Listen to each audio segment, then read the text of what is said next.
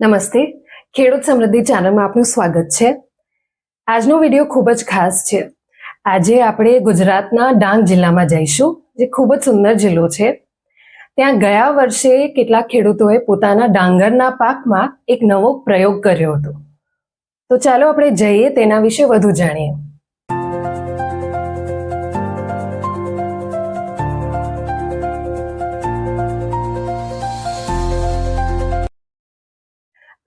તો હમણાં હું સુબીર તાલુકાના ડાંગ જિલ્લામાં છું અને મારી જોડે ભગવાનદાસભાઈ છે।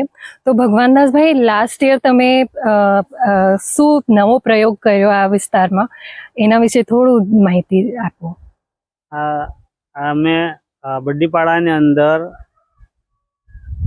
82 બહેનો સાથે શ્રી પદ્ધતિથી અમે ડાંગરની ખેતી કરી અને એની અંદર ખાતર તરીકે માત્ર ને માત્ર અમે વર્મી કમ્પોસ્ટનો ઉપયોગ કર્યો હતો। અને વર્મી કમ્પોસ્ટ નાખવાથી એની ફૂટ પણ સારી હતી અને હાઈટ પણ ઊંચી હતી અને કંઠી પણ એકદમ ભરાવદાર અને સારામાં સારી હતી અને એના કારણે ઉત્પાદન પણ બહુ સારામાં સારું આવેલું છે। તો તમે બે પ્રયોગ કર્યા, એક તો શ્રી પદ્ધતિથી રોપણી અને ખાતર તરીકે ઓનલી વર્મી કમ્પોસ્ટ આપવામાં આવ્યું અને એનાથી બધા બહેનોનું રિઝલ્ટ સારું હતું। સરસ। ફિલિતાબેન પણ સાજુપાડા ગામના છે અને એ પણ વર્મી કમ્પોસ્ટ વાપર્યું। અને થોડું જણાવો બધાને કે આ વર્મી કમ્પોસ્ટ નાખવા માટે કઈ સંસ્થા તમને કીધું અને તમને શું રિઝલ્ટ જોવા મળ્યું? મારું નામ ફિલિતાબેન રાવજીભાઈ ગામિત છે ને આરએફ ગ્લોબલ દ્વારા વર્મી કમ્પોસ્ટ બનાવેલું એ અમે સૌપ્રથમ તો અમે ટ્રેક્ટરથી કાદવ કરીને પાયામાં ડાયની જગ્યા પર અમે વર્મી કમ્પોસ્ટ નાખ્યું હતું ને શ્રી પદ્ધતિથી રોપણી કરી 1 કિલો અમે ક્યારીમાં રોપ્યું હતું।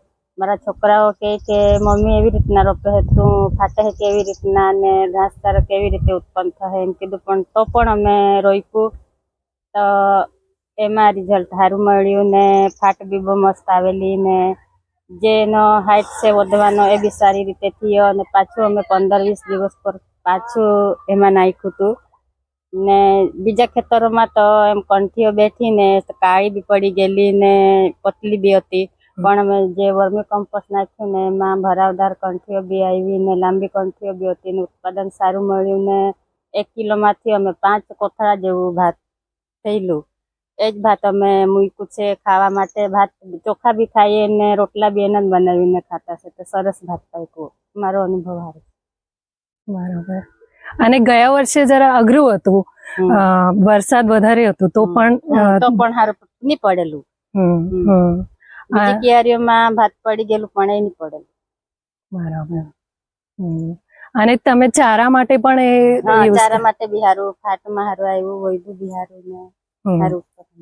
ઓકે, તો હવે આ વર્ષે તમે યુઝ કરવાના વર્મી કમ્પોસ્ટ? હા। કેટલા ખેતરમાં કરશો? 3 ક્યારી બીજી છે એમાં બી નાખવાનું। સંગીતાબેન, તમે ગયા વર્ષે ક્યારે નાખ્યું વર્મી કમ્પોસ્ટ અને કેટલું નાખ્યું અને શું રિઝલ્ટ જોવા મળ્યું એના વિશે બધાને જણાવો। અમે પહેલે તો આદરમાં બી પહેલા વર્મી કમ્પોસ્ટ પાથરીને એના પર પાછી માટી વાળી, પછી એના પર પાછું વર્મી કમ્પોસ્ટ કર્યું, એમ કરીને 3 વાર કર્યું, પછી આદર નાખ્યો। પછી એ 15 થી 20 દિવસ થયા પછી દોરું ઉખેડીને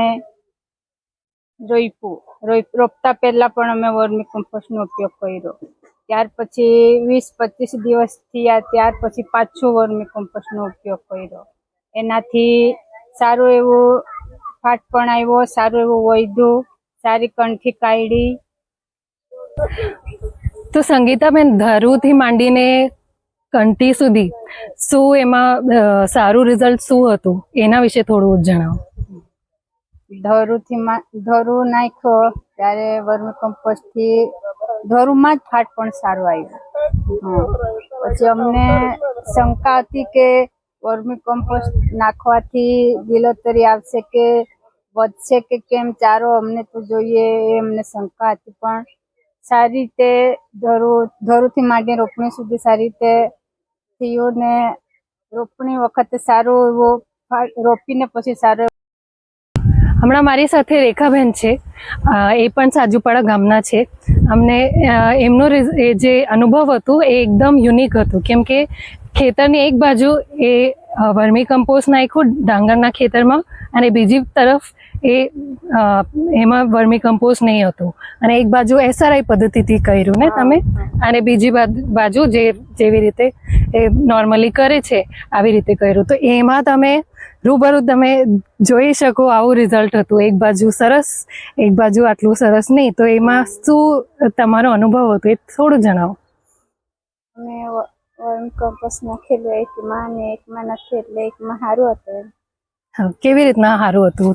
કેમ કે પહેલી વાર નાખેલું એટલે હાથો સારી હતી. અને હાઈટ કેવી હતી? હાઈટ સારું હતું રે. અને બીજા ખેતરમાં? બીજામાં તો ફાટો નથી ને થોડુંક જ હતું, કંઠી ટૂંકી જ છે. ને તમે વર્મી કમ્પોસ્ટ તમારા ખેતરમાં કેટલી વાર નાખ્યું? 2 વાર. ક્યારે નાખ્યું એ જરા જણાવો. 15 દિવસ પહેલા નાખેલું ને 15 દિવસ પાછા હજુ નાખેલું. એટલે તમે રોપણી કર્યા પછી નાખ્યું? રોપણી કરીને પછી નાખેલું બંને વાર? હા. ઓકે. રોપણી કરીને 15 દિવસ પછી એક ડોઝ, પછી હજુ 15 દિવસ પછી બીજો. બરાબર. અને પછી તમારું ઉત્પાદન કેટલું હતું એ તમને થોડું આઈડિયા છે? 5-6 કોથળી થયેલું.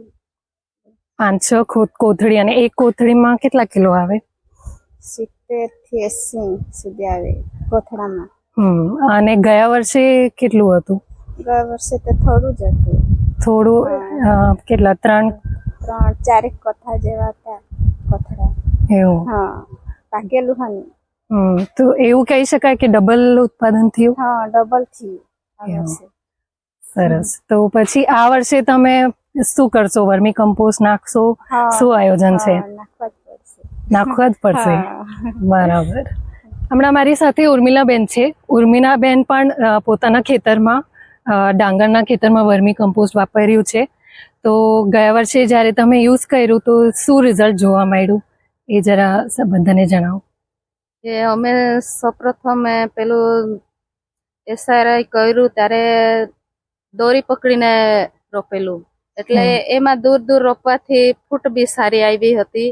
અને પછી ફૂટ સારી આવી એટલે એની ઊંચાઈ બી વધારે થયેલી, અને પછી પાક બી સારો આવ્યો હતો. હા. પછી એમાં વર્મી કમ્પોસ્ટ તમે ક્યારે આદરમાં નાખ્યું? આદરમાં નાખ્યું, અને પછી પાછું એ રોપણી કરીને પછી 20-25 દિવસ પર નાખેલું. તો 2 વાર નાખ્યું? હા, 2 વાર નાખ્યું. ઓકે. તો એમાં પણ પછી શું ઉત્પાદનમાં 400 થી 450 કિલોગ્રામ ઉત્પાદન થયું. અને તો એવું કહી શકાય કે યુરિયા કરતા સારું છે ડાંગર માટે? હા, સારું છે. તો આ વર્ષે તમે શું કરવાની પ્લાનિંગ છે તમારી? આ વર્ષે પણ અમે SRI કરવાના છે. હા. અને ખાતર તરીકે તમે શું નાખવાનું? વર્મી ખાતર જ નાખીશું. ને તમે ખેતરમાં છાણિયું ખાતર પણ નાખો? હા, નાખીએ ને. ક્યારે નાખો છો? અમે જ્યારે વરસાદ પૂરો થઈ જાય ને પછી ખાંડમાં રહીને તે ખાતર બધું સડી ગયેલું રહે ને તે બધું નાખીને ટ્રેક્ટરથી ખેડી નાખીએ. ઓકે. હા, બરાબર. જો તમને આ વિડીયો ગમ્યો હોય તો આ વિડીયોને લાઈક કરજો, બધા સાથે શેર કરજો, અને ખેડૂત સમૃદ્ધિ ચેનલને સબસ્ક્રાઇબ કરજો. Thank you.